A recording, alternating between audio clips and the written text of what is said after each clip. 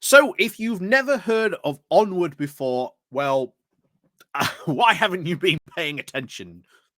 Slapped wrist for you. But if you've never heard of Onward before, and you are maybe you're sort of new to the channel, please do hit the subscribe button and the like, and of course the share button as well. Um, you know, Onward is the Michael Gove backed. Um, what's the best way to describe them? Pressure group, momentum like conservative think tank. I think we'll call it a think tank because that's what they describe themselves as. But that's what Onward is. Onward is this Michael Gove backed think tank entity that he's created. Very much not too long after uh, the Liz Truss leadership election, and this was all his thing of we need to find out where we're going to go, what the future of conservative is, hence why it's called Onward. We need to move ever onward on our journey of conservatism, as I think Michael Gove once said at one point about Onward. But they did, I think, one of the earliest post-mortems of the recent conservative leadership, well, not leadership, but the election disaster. And I kept on threatening for a while that we're going to go over it. And to be honest, I really don't want to talk about the riots because I think everyone is talking about the riots, and I really just don't want to talk about them, to be honest. I'd rather talk about something else. I know they're important. I've already sort of maybe said my piece and what I think about it in the, X marks the spot. So go watch that video if you want to see a bit more about that. But I'd rather sort of talk about this, even though, again, I would say this, honestly, pretty shallow. But once again, it does have one of the things that I've been saying, which will conservatives actually ever pick up? When all the conservative leadership contenders have all been saying that their main threat is reform, when you look at the data, even Onward is saying this as well. It's the Liberal Democrats that are our biggest threat, not reform. Will they ever pick up on this? Will there be ever a dawning coming to Damascus moment for them? I don't think so, because they ain't interested in listening to any sense at all. So Onward, clearly at this moment in time, barking into the wind. They ain't going to be listened to at this moment. And I think eventually, sooner or later, we will get some more deeper analysis on this. This very much just looks at voting intentions and voting trends, but we're still waiting for, I think, a very much deeper breakdown. And I still think we are maybe two or a month off, maybe, of getting those deeper analysis, which I'm really going to enjoy sort of jumping into. I think we're going to have a live stream when we get one of these, but I think we can do this easily in a video because there's really not a lot of information to really go over, and some of it we've already talked about before in the past. So I do apologize if I end up repeating you some information and telling you to suck eggs, as they say. So as always, thank you very much to all those people who do help and support the channel. Like I say, Patreon page, buy me coffee link down below, the YouTube thank you button, and of course, there's the Pony Club down below as well. So let's get right. Sorry, let me put my teeth back in. Let's go into Breaking Blue, which is the Onward post-mortem, although admittedly it's somewhat of a light post-mortem because they start off by saying understanding the Conservatives' once in a century loss. And to be honest, it's pretty light. It's pretty light because that's it. That's it. That's the quickie version of it. And I've seen the full report. Maybe we'll go over the full report another time. Maybe we'll do that in a live stream, but there's just some stuff that is worth sort of going over on this. So Breaking Blue is now Onward's in-depth analysis of the 2024 explanation of how and why the Conservative Party particularly suffered a devastating defeat. The full comprehensive report in autumn will provide a deeper insight into the result. That will be interesting. So when we get the full report, maybe we'll wait to the autumn to get this. But I did still think we were still a couple of months off from having like the full in-depth stuff. So it'd be interesting to see what they say. But as I've said before, I think there is going to be a lot of these. And it wouldn't shock me if they all came out in and around the same time as the Conservative Party conference started to happen. Does seem to be the best point if you are writing one of these to try and get attention, or even, try and appeal to, so we say, the leadership, or even the membership if you are running for the leadership. That's when we might see a couple of these pop up. And I've always said there will be a couple of these floating around. This isn't just going to be the one stepping stones of this, but hey, we'll see. So anyway, they continue. The full comprehensive report will autumn now provide a deeper insight into the results, including the rise and fall of Conservative vote share since 1997, the changing nature of the Tories voting coalition since returning to power in 2010, and the impact of the election campaign, the Sunrise of Reform UK, and how tactical voting was used. These are now the initial findings. So, again, interesting what their initial findings are going to be. So, the Conservative Party lost voters in every direction. Retaining just half of its 2019 voting coalition, Breaking Blue has identified a crushing four-way pincer movement on age, income, geography, and Brexit. Interesting that they're bringing up Brexit there. Very interesting. We'll see if maybe that will be a full thing, a full report thing, but would be interesting. So this is what they've found. So over a fifth of the party's few young supporters under 34 backed Labour, while a quarter of 45 to 74-year-olds now defected to Reform. So the few remaining young supporters they had went to Labour, and then a quarter of the 45 to 74-year-olds defected to Reform.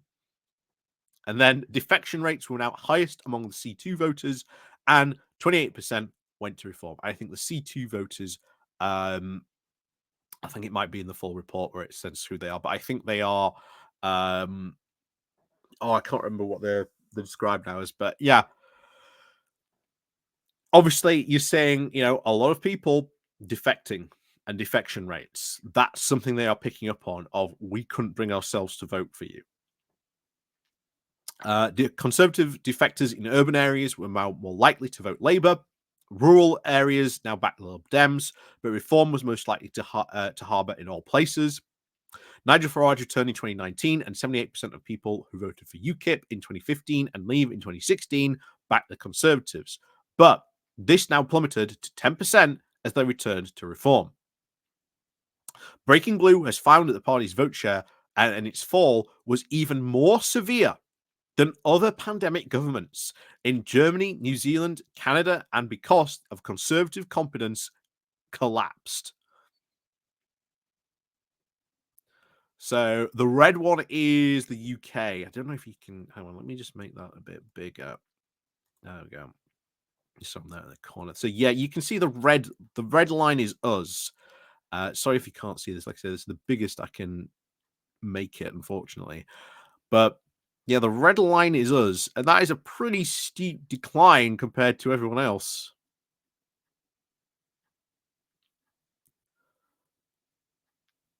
But oof, yeah. Anyway, back to this. So, the Partygate scandal obviously sparked the downward decline. Liz Truss's mini budget driving the Conservative support even lower.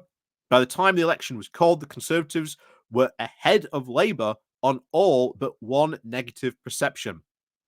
Significantly, now more out of touch, uncaring, self-serving, incompetent, and untrustworthy than Labour, but marginally more patriotic. The election campaign resulted in now a bad defeat turning into a historic, unprecedented loss, and tactical voting at an all-time high. So this is interesting because then they go on to, okay, where now? The Conservatives' eventual path to a majority again lies with winning over Labour supporters. But the party is now too far behind and too disliked by these voters to win them back immediately. To get the party off life support, the Conservatives must now learn to be a good opposition, ending their recent perceived untrustworthiness and chaotic behaviour. So that's going to be incredibly hard. Trust is incredibly hard to win back over anything, even political parties, brands, etc. If they lose trust, can take years to win back. So whenever you hear conservatives say, "Oh, we'll be back in the next election," they were saying this after 1997, and they weren't back for quite some time.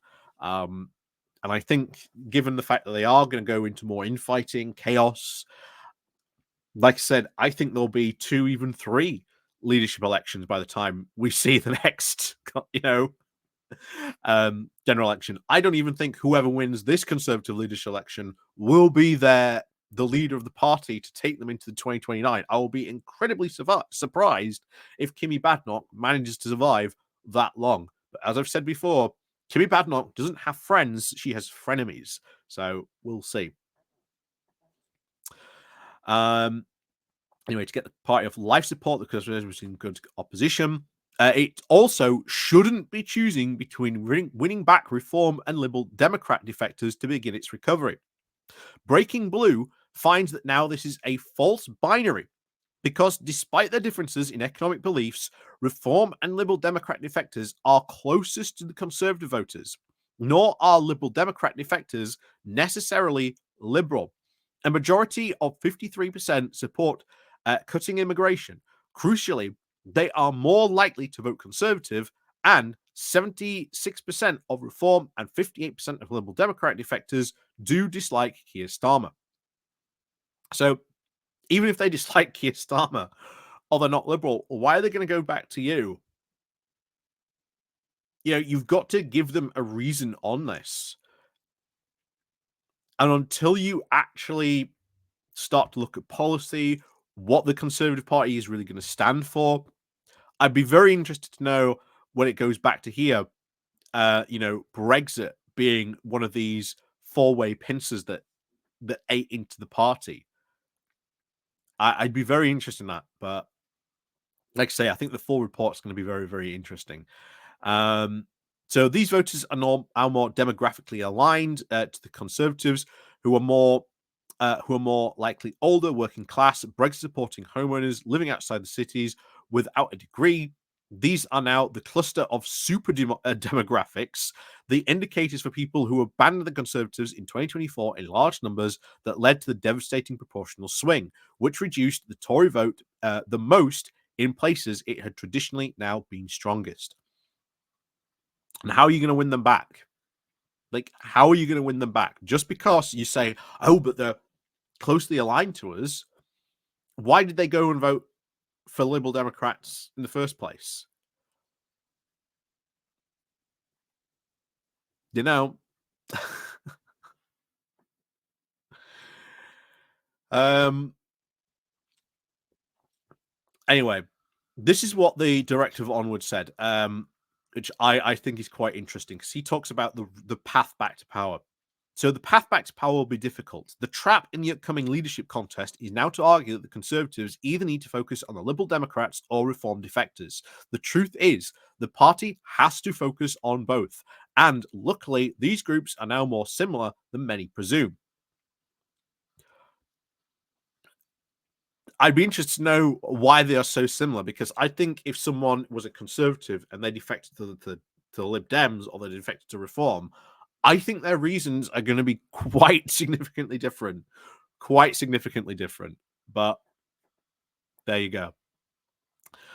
They do share similar demographics, and they do want a government which focused on core issues like the NHS, immigration. And before the Conservatives can actually win back voters who defect to Labour, it should focus on the easier but still tough task of winning over voters who can take the party off life support. But even if you've got to focus on both, that even I think would be incredibly difficult. And who is the leader that's going to do that? Because it all comes down to policy. If it is these core issues like the NHS and immigration, what exactly is the Conservative Party going to offer these voters? That is something we have really yet to hear.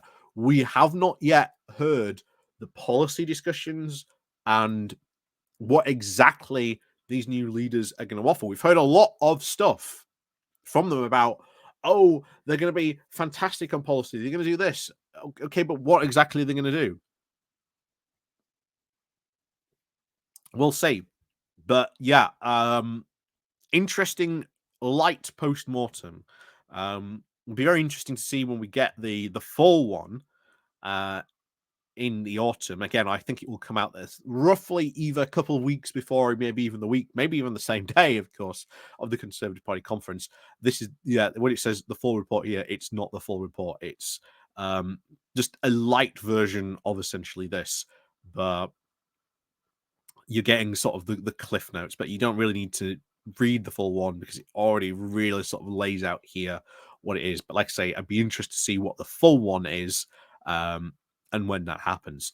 But of course, we'll probably end up going that over a live stream. We do get that full report. But of course, as always, we look forward to that. But interesting to hear that. What do you think of that? What do you think to some of those things? Do you agree with me? Do you disagree with me?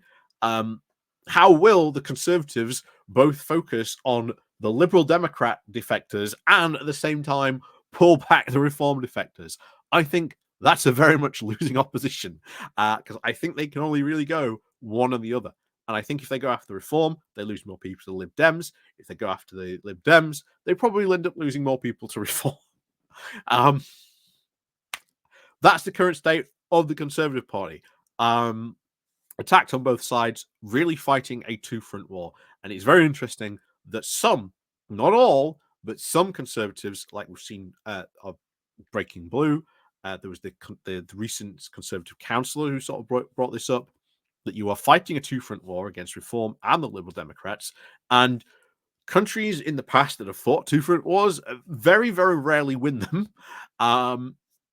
So we'll see which one or the front they decide to focus on most. And ultimately, it's going to depend on who becomes leader. And I think that person is going to be Kiri Badnock. And then what does she do? Because it will be very interesting when it comes to the Conservative leadership contest. One of the big questions that will be asked, how will you deal with reform? That will decide, I think, a lot of stuff. Because I've said before, there will be a reform chapter in the Conservative Civil War. And oh boy, that could be a massive can of worms. So we'll see. But as always, thank you very much for watching. And of course, as always, let me know what you think down below in the comments. And we'll see you all next time.